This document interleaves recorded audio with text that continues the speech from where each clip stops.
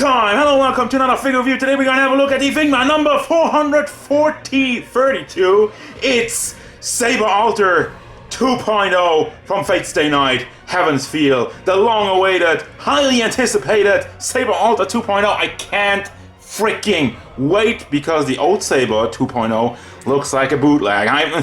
I keep getting pictures of that one and I just remember, yeah. We're finally getting a new Saber Alter and I don't want to wait anymore. Let's have a look.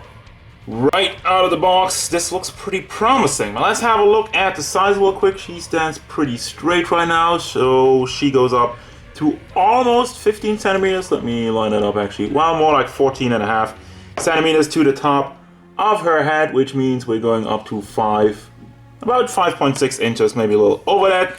Look in detail of the figure, and I think that one of the most important aspects is the face sculpt, because the face sculpt on the last Saber Alter, on the original one, looked pretty bad. So this one, you have the animo eyes, which are laid on pretty thick, but it looks good, and the armor parts in her face.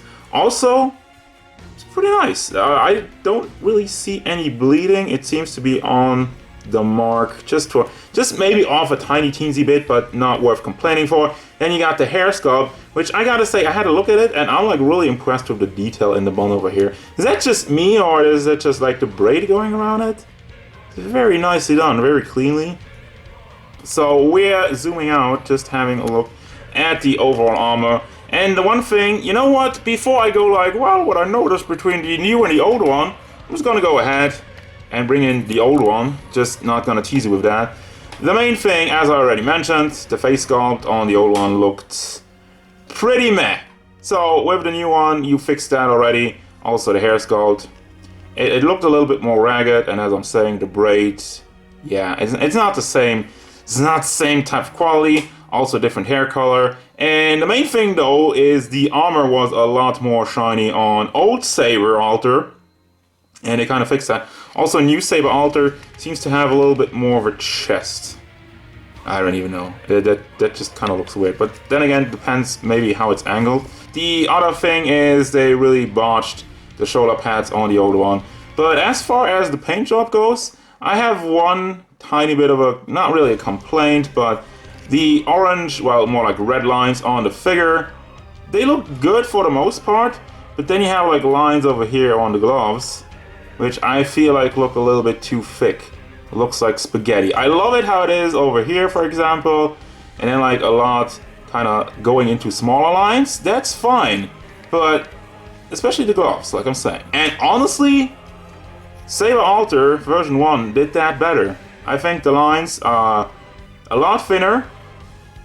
So overall, yeah, that's really the only part where I was saying, okay, that's kind of weird on the new one. As for the rest of the comparison part, you obviously have a lot more detail in the rope.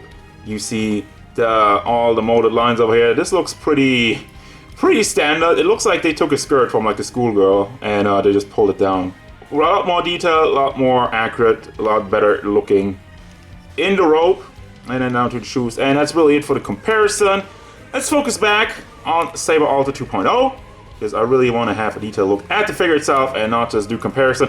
But I wanted to do the comparison first because otherwise I would have been like, oh, this part is different than the last one. This part is different than the last one. I'll show you later. No. So that's out of the way. Have a look at the detailed armor. It's still shiny, as I mentioned. It's not as shiny, but we got the red lines on it, and everything is painted cleanly. To be fair, it is not really that much paint. It's a lot of blue plastic and like shiny. Well, you got the shiny paint job in the metal parts, in the armor parts, so that's fine. You got the spikes on the gloves and the fist, also nicely detailed with all the armor that goes through it, and the red lines. Moving down to the rope. Actually, I want to move to the back because there's a feature. I'll show you later when we get to the articulation, but yeah, she also has the hole over here. Ha! Butthole. It's not pantsuit time because she wears pants. Denied. And down to her, well, shoes. Not really shoes, but yeah, armor. More armor parts. You got the small bolts in there, which is really good. And even high heels. High heel armor is best armor. I mean, it's anime. What do you expect? Now for your articulation, gonna start it off with the head. Zoom in a little bit more. Back, forward, side to side tilting. Goes all the way around, and I thought there was some neck articulation, but there's none. Then the special part of this figure is, as I've shown you, the armor pieces, they move forward, so you get some really nice sword poses. It's even like in the instructions. So you can hold Excalibur now with both hands, and that's actually pretty cool. I'm actually hype about that. So you have this kind of, it's not really a butterfly joint, it's kind of on a hinge over there. So the entire piece rotates forward. Of course, that will leave the back open, but you're not gonna display her with the sword and then have her like that on the shelf. What's that about? So it's clean, it gets the job done, and it's pretty good. So for the rest of it, you still have some rotation in there. It's kind of weird though. It seems like it's just a ball hinge connected, so it doesn't really move. It wiggles back and forth, but it doesn't really go back and forth. Goes still up all the way. This shoulder piece is not really soft plastic, but it's moving out of the way. Just move. Yeah, they have enough space over there, and you can just cover it up. This is floaty, and it does move with it. So natural movement, I'm a big fan of that. Also goes all the way around. You have bicep swivel, simple hinge in the elbow, which I say watch out with the armor because the spikes over here are not really soft. And if you have it in the wrong angle, you might chip it a little bit. So always be aware of that. But yeah, there's a simple hinge in the elbow. Fist is on a ball hinge, which is pretty blocked right now. Can I pull this down? Let's see. It doesn't really get that much because it's really hidden in there. You can pull out the fist, I guess, a little bit. But it's a hinge. It's the same stuff, goes all the way around. And has some back and forth motion depending on how you get it done. No, I can't really pull up the armor parts, but it seems to be bending a little bit. You can tell. But anyway, just have to play around with it. It is a ball hinge. Then for the chest articulation, you have a big hinge. Big ball hinge in there, which goes into another ball hinge in the back. I don't know if you can see that right now. I'm trying to show you there's the ball hinge in there. Goes into the back. As such, goes forward, goes to the back, tilts side to side a lot, and doesn't really go all the way around, but goes pretty much all the way to the side. So good enough for me. Now for the dress area, you have two ball hinges in the back, so you can lift that up and you can also rotate it around. I'd say be careful because it's pretty small ball hinges for a lot of dress, and I had hinges like that, ball hinges like that, break off on the what was it, Zelda Twilight Princess? Yeah, that that was an issue. Now, I mean, the crotch area has some rotation in it itself. You can bring that around. It's pretty loose actually over there. Look at that, with one finger. Huh, this is supposed to be a new figure. Doesn't have any articulation in the in her own torso area because obviously there's the dress and all that stuff. But anyway, the legs, they go out all the way up. And then with the dress part in the way, it still goes forward. The forward dress does not have a ball hinge. It is soft plastic though. But it's kind of awkward. Let me move it forward. There you go. Can kick her in the balls, and it does move to the back. Also very nicely, it's standard stuff, or it has some rotation in it.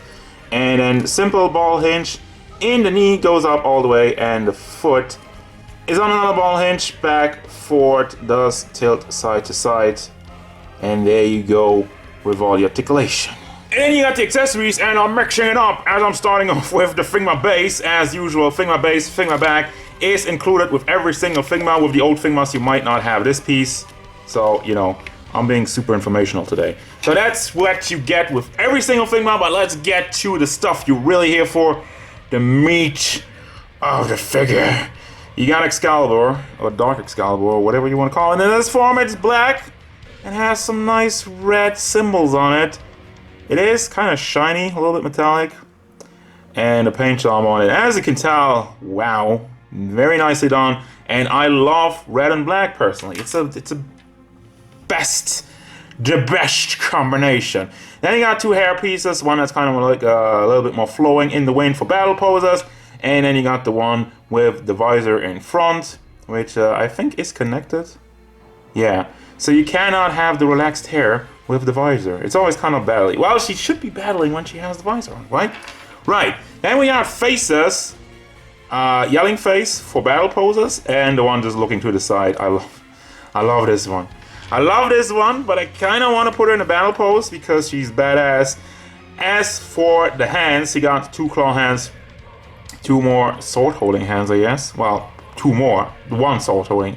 Both sword holding hands because she comes with fist hands. I was completely blanking. I was like, isn't there sword hands on the figure already? No. Then you got these 2 open hands for more holding. Not a lot of hands, but I like the claw hands though, so I'm gonna give him props for that. Isn't that beautiful? That brings me to the final thoughts of this figure, and realistically, I mean, I'm looking at it, and I'm thinking about it, and the only thing I could complain about is that there's not too many hands, and that they could have maybe added a hinge, a ball hinge, in the front part of the dress, because it's just soft plastic, so you can't really move it around as you want to, but it doesn't also get in the way. But other than that, yeah, I can't really say anything bad about this figure. I love the little bit of engineering they added, so you can move the arms forward. It's not, you know, it's not rocket science and whatnot. Also, I kind of forgot there's a swivel, like a toe swivel. You can move that also around. And the armor pieces over here, they are just packed in, so they also have a little bit of wiggle motion. This one doesn't want to cooperate right now. But yeah, that's all you get from those. It's not really mind-blowingly amazing. So overall, yes, I do recommend this figure. It's a really good update. It's an update I think was necessary because old Saber Alter, it was still a good mold. It was a good body, but especially the face and just the lack of detail in the robe, which they really bumped up to 11 on this one, was worth it. To me, it's worth it. To Fate fans, it will be worth it. And as such, again, I will recommend this. So that's gonna do it, guys. As usual, thank you very much for watching. Don't forget, if you enjoyed this review, hit it up with a like and subscribe to the channel so you can stay tuned for more figure reviews, card game stuff, and whatever Saber Alter wants. Like maybe more hands, but it's alright.